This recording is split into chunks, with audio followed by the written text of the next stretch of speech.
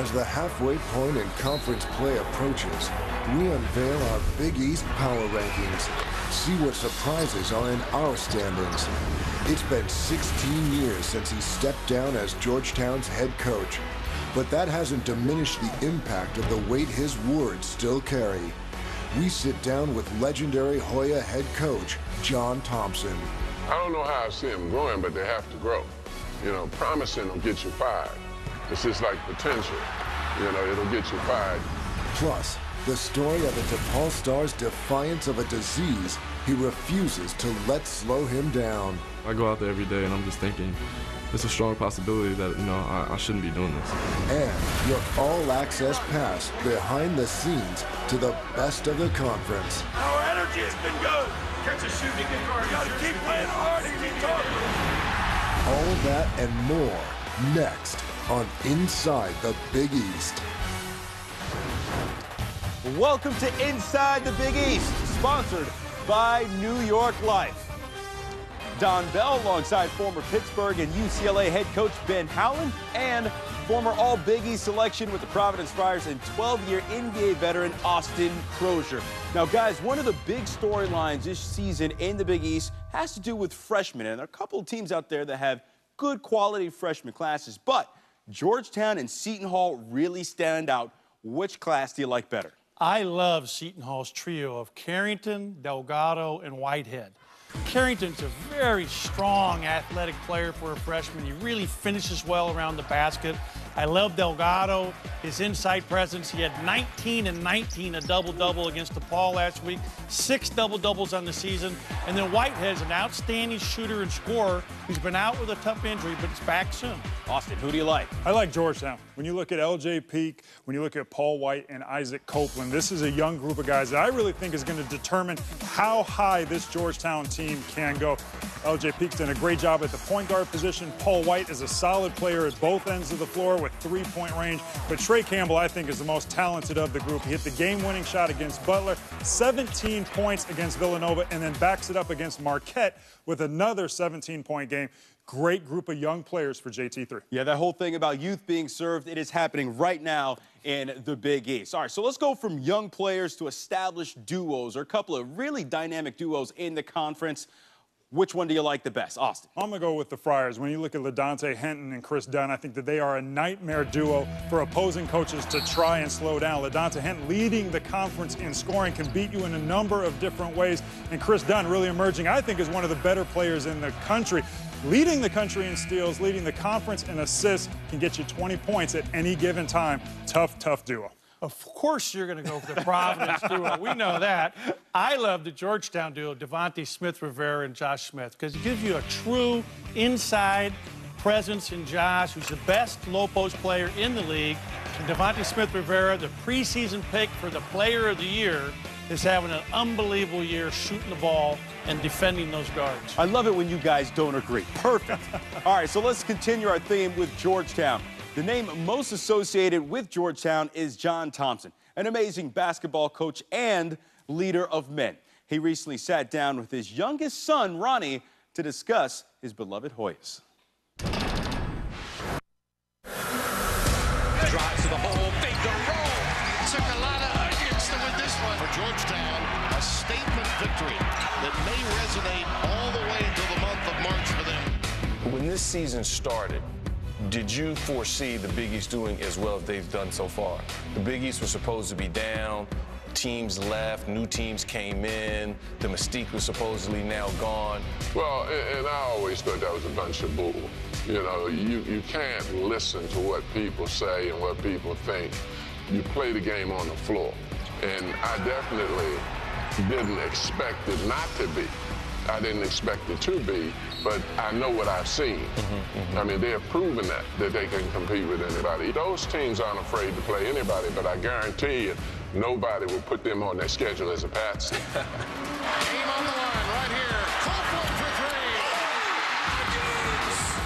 three. Georgetown this year, they have a lot of promising young freshmen.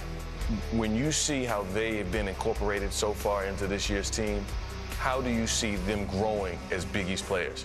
I don't know how I see them growing, but they have to grow. You know, promising will get you fired. It's just like potential. You know, it'll get you fired. I think that all of these kids are good kids, first of all, but it's up to them to learn mentally what you have to do in a competitive conference like the Big East. But you don't have a lifetime to learn. So far, when you've seen Georgetown play, what is it you've been impressed with? Well, I think I've been impressed with the fact that the kids are attempting to play together, maybe to a fault. Right. You know, I think sometimes guys like Smith has to get in the middle. You know, it doesn't mean when you're selfish that you're depriving somebody else of something. Sometimes there's a necessity in being selfish because you are better, you are more experienced. You established this program and set an extremely high level. And throughout that process, your certain way, your certain culture was established. In terms of having tradition continued, how important is that to you? Well, I think it's very important. Tradition, there are not many things that I think are more significant to me than to see that tradition goes on. That's what bothered me about the Big East breaking up, is that we had established a tradition as a group of people. We took a pride in the fact that we established something in the Northeast that had never been established before, and then people just broke it up. Love all that old video. We take a look at the resume for John Thompson.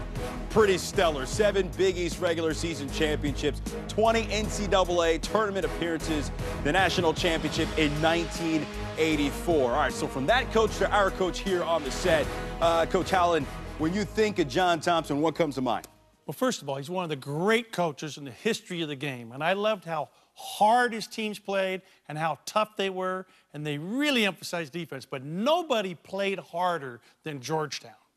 You played at Providence. You played against his teams. What stands out to you? Well, John Thompson, an alumni of Providence College, so when he would come back to the building, it was like this huge mixture of cheers from the alumni that loved him as a player but hated the fact that he always came into the building and beat us. Obviously a great coach and a great person to have as an alumni of the school. John Thompson, the legacy, of course, lives on at Georgetown. Plenty more to come and inside the Big East.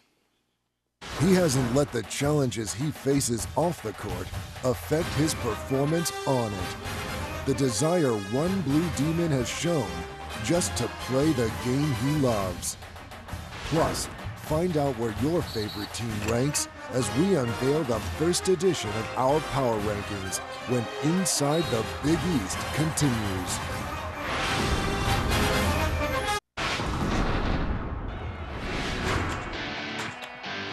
Roosevelt Jones to inbound. Going for the alley-oop towards. The importance of this game is huge. Abundant. Green back the other way, but it's stopped. And he gets his shot sent out of bounds. Pointer with another block. To Copeland, slam time. The big fella on cue. Pretty play.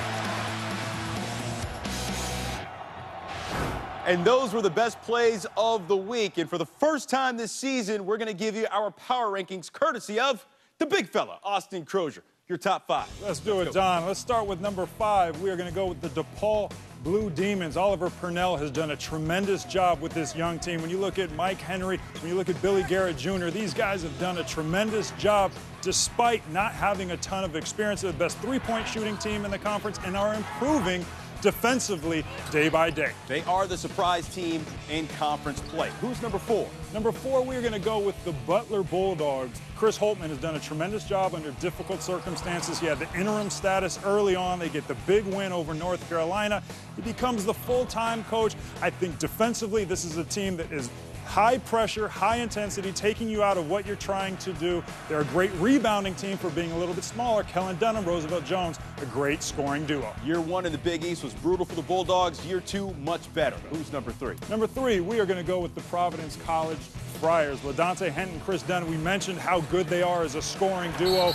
Chris Dunn, one of the best steal men in the entire country. Great job distributing the basketball as well. I think Carson DeRozier's done a great job anchoring that defense, scoring down low. Ed Cooley's done a tremendous job with this team. LaDante Henton, one of the best scorers in the country. Yes. Who's number 2? Number 2, a little bit of a surprise. We are going to go with Villanova. Jay Wright's done a tremendous job with his team. No question, they're top 10, top 12 in the entire country.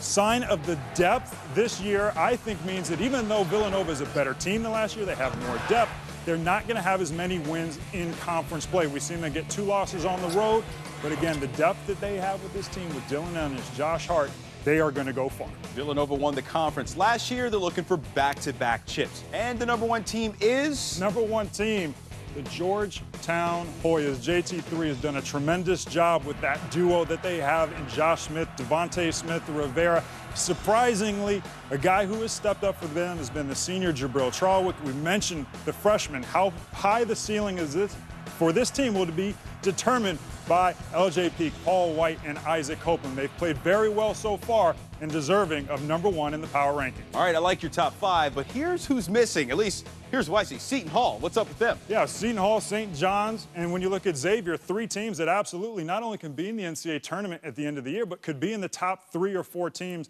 in the conference. Just a sign of how deep the Big East is this year. All right, Austin, thank you. There it is, the power rankings. And let's talk about the women as we take a look at the standings in the Big East. Seton Hall, the ladies off to the best start in school history at 7-1. He's one of the best players on one of the season's surprise teams, and he's done it all while playing with sickle cell disease. See how this DePaul star's desire refused to let the disease slow him down. Having sickle cell and having friends with sickle cell and people who have more severe forms of sickle cell, I see people every day that don't get the opportunity to go out there and play basketball, so you can't take it for granted. Right. A group of 4 DePaul walk-ons are getting some pub for their funny post-basket celebrations. The DePaul bench mob brags on its Twitter profile that they're 4 white guys with 0 athletic scholarships and a 1-to-1 can dunk to can't dunk ratio. Time to meet the Blue Demons.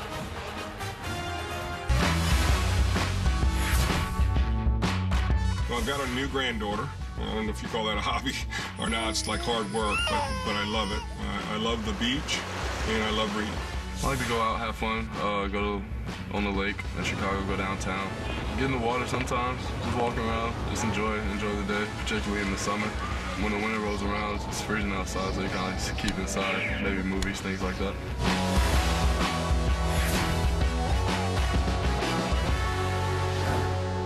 Led by Billy Garrett Jr., DePaul is one of the biggest surprises so far this season. But success hasn't come easy for the reigning Big East Rookie of the Year, as he deals with a condition where, for most, a life playing basketball wouldn't even be an option.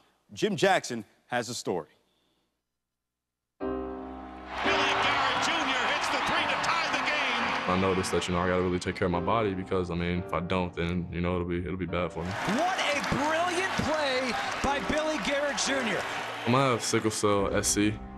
When I was younger, I would get sick maybe 2 or 3 times a month, go to the hospital. But as I got older, I was able to manage it a little bit better. Nobody else has heard of somebody with sickle cell disease performing at the level that he is. Dr. Louis Sue is a pediatric hematologist at the University of Illinois Hospital and Health Sciences, and he has been working directly with Billy Garrett Jr. for nearly 2.5 years. Sickle cell disease is a condition where endurance can be a problem and aerobic metabolism can be a problem. So when you get a snowball type effect where more and more of the blood flow is blocked and more tissue, especially muscles and bones, start to suffer the effects of not having good blood flow. So having aerobic exercise that pushes you too far could set off problems where he gets intense severe pain. Was there any concerns about not letting him play sports at all? I don't think it was ever a thought to not let him play. So I think there may have been concerns. Right. When me and my wife would go back and forth about it, I was like, well, how do you know? It was rather devastating initially, not having a lot of information about what sickle cell was all about. I was informed at that time that he probably wouldn't be able to play sports. So I immediately started doing my research because I was determined that that was not going to be the case for Billy. And it was kind of tough for me to deal with playing sports and not being able to go through conditioning with my teammates. You get tired faster, and that's the biggest thing. And if you don't monitor that, then it'll result in a crisis.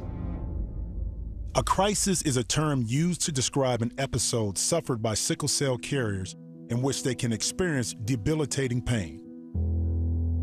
The pain of sickle cell disease is one of the worst pains known to people. It can be 10 on a scale of 10 and can be worse than labor childbirth labor pain can be worse than a broken leg. Last season, in preparation for a trip to Seton Hall, Garrett Jr. began feeling pain in his knee, which to him seemed normal after a long week. We landed the plane, got to New Jersey. I had to go to the hospital because it was so bad, the pain. I couldn't stand it, trying to stay in the hotel room. He was just given some extremely strong drugs that caused him to become nauseated, vomiting, which ultimately resulted in a higher level of dehydration, which kind of sent the crisis on a spiral. When I went to the hospital is when I really knew the severity of what he was kind of going through, because I had never seen him like that. He looked like he was on his deathbed. It scared me to death. I didn't sleep for like 5 days. He had no color in his face or his body. I was just really praying, trying to figure out what was going on. In the past, when Billy would have a crisis, because Bill was on the road so much, he would usually arrive at the hospital once he was stabilized. So no, he never saw the initial pain or the distress that Billy would be in. They kind of helped me through it. I was torn up. I wasn't any good at all. And Mom came to save the day. She took me to a sickle cell clinic in New Jersey. And there they kept me for about 5 or 6 days and took care of me. Did the doubt ever creep in your mind about, I don't know if I should continue to do this? Oh, yeah. Yeah, it did. The crisis was so bad. It was probably one of the worst that I've ever had. That I started to question, should I really be doing this? And, I talked to my parents about it, and they talked me into keeping with it, staying with it. But since then, it's been smooth sailing. You have to find leadership in yourself, and if you're Billy Garrett Jr., the team is ready to jump on your back. There's no doubt that Billy Garrett Jr.'s leadership has had an impact on his team, but it's the influence he has on other sickle cell patients that remains close to his heart. People who have sickle cell, they come out the hospital and they're hearing about everything that they can't do. And they don't really start to think about the things that they can do. And I told them that, you have sickle cell and you are doing some things, again, that haven't been understood. So you have a platform. If this story can influence someone to go out and do anything that they want, I'm happy with that, no matter what it is in life, just to make the most of your opportunities and to really just count your blessings. With adequate rest and hydration, Billy Garrett Jr. is able to keep his condition under control and stay on the court for the Blue Demons. As he continues to be an advocate for sickle cell awareness, he made his return to Seton Hall, where he suffered his last crisis, scoring 13 points in the DEPAUL win. We go inside the huddle with the players and coaches when Inside the Big East returns. If they show two zone, I'll recognize it and I'll call it. Harrison's got 7 open shots. Get back down your line to your man. Got it? Basketball has blessed me in so many ways. I mean, I can't imagine my life if the game of basketball wasn't in it. And I have a lot of great memories of what's happened on the court. But when I think of the game, I think of all the lessons it's taught me as a person, as a man. Let's welcome the head men's basketball coach at Marquette University, Steve Wojciechowski. It's been a true blessing for me. The game has been so good to me. And, I would hope to be able to pay it forward to the guys that I'm coaching now. From one coach to another, Butler head coach Chris Holtmann kept good going this past week when he bought 100 pizzas for Butler students prior to the Bulldogs game against Creighton. Holtmann tweeted out, "First game with our students back on Wednesday at 9 p.m. We need you. First 100 pizzas are on me." Sounds like a man who just got a new contract. That's right. He's got some money to burn. Coach, you ever do that? Buy some Absolutely. I mean, the students create the atmosphere. They create the crowd. You got to have them fired up, so you need to take care of them. You got to help them with that, those freshmen 15 as well. All right, we're going to help keep good going here as well. Time now for Inside the Huddle. Here's your all-access pass.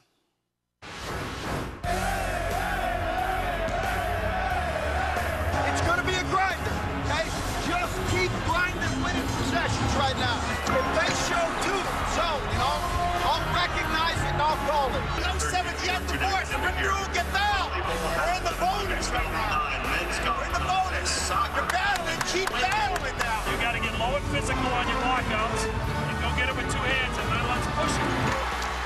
It's our game, 2-possession game. But we got to take it from them. We got to get some stops and convert. So the ball is in, when you see him get behind, back down your line to your man. We're not flying around. No one's talking. There's no pressure on the ball. We're not doing what we're supposed to do. Shot fake, finish. Go to dunk the ball. We got to make the right play. Well, we had an open man right there, Derek. We had an open man. We got to hit the open guy. Come on, make them pay when they don't get back. Make them pay. Ooh, that's good stuff. Next week on Inside the Big East, we go inside the special bond between St. John's head coach Steve Lavin and the man who gave him his first coaching job 27 years ago, his mentor and Hall of Fame coach Gene Cady, who also happens to be his assistant with the Red Storm. And if you're going to have a list of great coaches, Ben, he's got to be on the list, Gene No Cady. question. I mean, he's second all-time in wins in the Big Ten. 6 Big Ten championships. Loved his teams and how they played. It's wonderful to see he and Steve together again, being the fact that he gave Steve his first shot in college basketball. That's a cool way to go. You No know, question. now you got the guy right next to you. All right, for Ben Howland, Austin Crozier, I am Don Bell. Thanks for watching Inside the Big East. And, of course, we'll see you right back here next week.